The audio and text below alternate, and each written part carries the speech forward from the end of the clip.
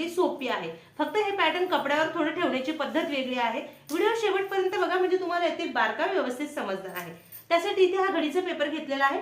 यात नेहमीच्या पद्धतीने आपण मागचा भाग पुढचा भाग सोबत काढणार आहोत। आज आपण हे 40 छातीच्या मापाचं पेपर पॅटर्न बनवतो। आता पॅटर्न बनवताना सुरुवातीला इकडनं 2-2.5 इंच अंतर आधी सोडून द्यायचं आहे आणि मग बाकीचं पॅटर्न बनवायचं। आता सोडलेलं अंतर हे फक्त पुढच्या भागासाठी असणार आहे। आपल्याला जे मद्रास कटोरीचं जे कटिंग वाढवायचं आहे त्यासाठी आपल्याला हे वाढवलेलं अंतर आहे। त्यानंतर इथे घ्यायची ब्लाऊजची उंची। ब्लाऊजची उंची आहे 14 इंच। 1 इंच शिलाई मार्जिन ऍड केलं 15 इंच। शोल्डर आपल्याला घ्यायचं आहे 5.5 इंच। हे 5.5 इंचचं मार्किंग केलं, पट्टीने हे अंतर जोडून घेऊया। मुंढा घ्यायचा 5.5 इंच। ही जी मापं आहे प्रत्येक छातीच्या मापानुसार बदलत असतात, त्याच्यामुळे हे शोल्डर मुंढ्याच्या मापांमध्ये काहीही बदल करायचा नाही। त्यानंतर इथे छातीचा चौथा भाग, आता 40 छातीचा आहे त्यामुळे छातीचा चौथा भागाला 10 इंच आणि पुढे आपल्याला शिलाई मार्जिन घ्यायचं आहे 1.5 ते 2 इंच। हे अंतर पट्टीने जोडून घेऊया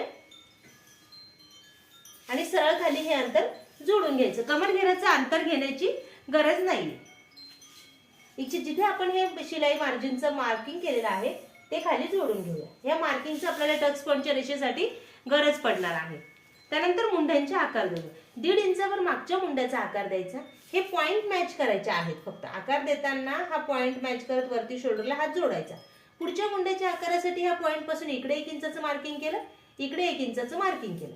आता हे जे शोल्डर पासूनचं अंतर आहे त्याचं आपण मध्य करणार आहोत आणि मध्यापासून 1/2 इंच मध्ये घेऊन आपल्याला हा पुढच्या मुंड्याचा आकार द्यायचा आहे। हे झाले दोन्ही मुंड्यांचे आकार देऊन। त्यानंतर गळा खोली घ्यायची 2.5 इंच। गळ्याची उंची तुमच्या आवडीनुसार घ्या। गळा माझा आहे 6 इंचाचा, अर्धा इंच शिलाई मार्जिन ऍड केलं 6.5 इंच। हे अंतर पट्टीने जोडून घेऊया आणि गळ्याला इथे कोपऱ्यात गोलाकार देऊन घेऊ। आता खालच्या बाजूकडनं इकडे 2.5 इंचावर मार्किंग केलं, इकडे 2.5 इंचाचं मार्किंग केलं। ह्या पॅटर्न मध्ये योगपट्टी निघत नाही, योगपट्टी आपल्याला सेपरेट काढावी लागते। मग तुम्ही डायरेक्ट कपड्यावर कटिंग केलं योगपट्टीचं तरी चालेल। 4 आणि 3 इंचाची योगपट्टी आपल्याला काढायची आहे। त्यानंतर ह्या पॉइंट पासून घ्यायचा आहे छातीचा 10वा भाग। आता 40 छातीचा आहे त्यामुळे छातीचा 10वा भागाला 4 इंच। मग ज्या ठिकाणी आलेला आहे शोल्डर पासून आपल्याला हा घ्यायचा आहे टक्स पॉइंट। छातीचा चौथा भाग अधिक अर्धा इंच हा टक्स पॉइंटचं मार्किंग करायचं आहे। आता छातीचा 10वा भागाला, छातीचा चौथा भागाला 10 इंच, हे 10 इंच आणि वरती अर्धा इंच मार्किंग। हे अंतर जोडून घेऊया। हे अशा पद्धतीने हे टक्स पॉइंटची रेष देऊन घ्यायची। आपल्याला मद्रास कटोरीचा जो टक्स कशा पद्धतीने घेतला गेला पाहिजे त्यासाठी ह्या मार्किंगची खूप गरज आहे। ह्या पॉइंट पासून पुन्हा बाहेरच्या बाजूला इकडे 1 इंचाचं मार्किंग करायचं आणि गळ्यापासून हे तिरकस रेष इथे देऊन घ्यायची। हे अंतर जोडून घ्यायचं। त्यानंतर ह्या पॉइंट पासून खालच्या बाजूला 1 इंचाचं मार्किंग करायचं आणि हे जे मार्किंग आहे ते दोन्ही बाजूला योगपट्टीला जोडून घ्यायचं। इकडे जोडून घेतलं, इकडे जोडून घेतलं, दोन्ही बाजूला जोडून घ्यायचं आहे। त्यानंतर योगपट्टीच्या गोलाकारासाठी ह्या पॉइंट पासून वरती पुन्हा अर्धा इंचाचं मार्किंग करायचं आहे आणि अलगद इथे छोटासा गोलाकार द्या, म्हणजे ही योगपट्टी छातीवर चढत नाही, अंगात व्यवस्थित बसते। त्यानंतर आपल्याला ही जी टक्स पॉइंटची रेषा आहे तिथे कमरघेराचा चौथा भाग हे अंतर घ्यायचं आहे। आता कमरघेर आहे 36 इंच, 36च्या चौथा भागाला 9 इंच, हे 9 इंच। मग इथून पुढे किती मार्किंग आलेलं आहे 2.25 इंच।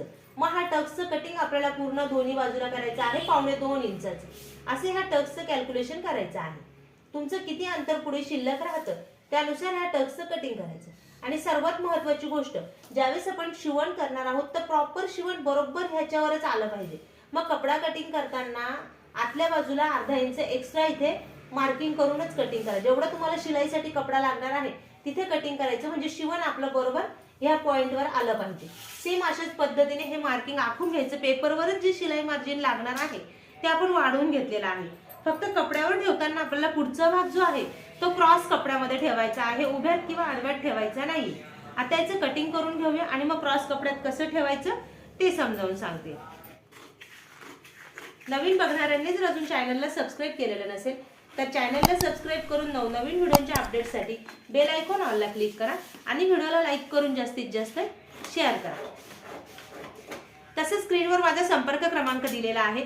आपली आत्ताच एक क्लास ऑनलाईन क्लासची बॅच झालेली आहे. आता नवीन बॅच सुरू होणार आहे. जर क्लास संदर्भात तुम्ही कोणी इच्छुक असाल तर या नंबरवर माझ्याशी तुम्ही संपर्क करू शकतात.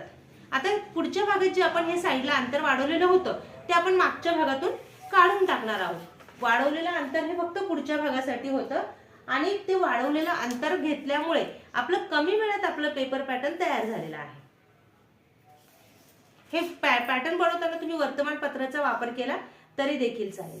आणि शक्यतो प्रत्येक पॅटर्न बनवताना पेपर पॅटर्न बनवूनच करा. डायरेक्ट कपड्यावर कटिंग करू नका. म्हणजे तुमचं पेपर वाया गेला तरी चालतो पण कपडा डायरेक्ट वाया नको जायला, म्हणून पेपरवर कटिंग करा. आता इथे आपण गळा खोलीचं अंतर घेऊया 3.5 इंच. गळ्याची उंची तुमच्या आवडीनुसार घ्यायची आहे. उंची आहे 10 इंच. अर्धा इंच शिलाई मार्जिन ऍड केलं 10.5 इंच. हा चौकोनी बॉक्स तयार करून घेते. गळे तुमच्या आवडीप्रमाणे तुम्ही कुठल्याही प्रकारचे बनवू शकता. आणि इथे कोपऱ्यात गळ्याला आकार दिला. खालचा टक्स घेताना आपण आडवा 4.5 इंचाचा घेणार आहोत आणि उभा टक्स गळ्यापेक्षा 5 इंचाने कमी, म्हणजे आपण उभा टक्स 4 इंचाचा घेणार आहोत. ह्या टक्सचं पूर्ण शिवण आपल्याला करायचं आहे 1 इंच, म्हणजे इकडची बाजू अर्धा इंच आणि इकडची बाजू अर्धा इंच. आता याचं कटिंग करून घेऊया.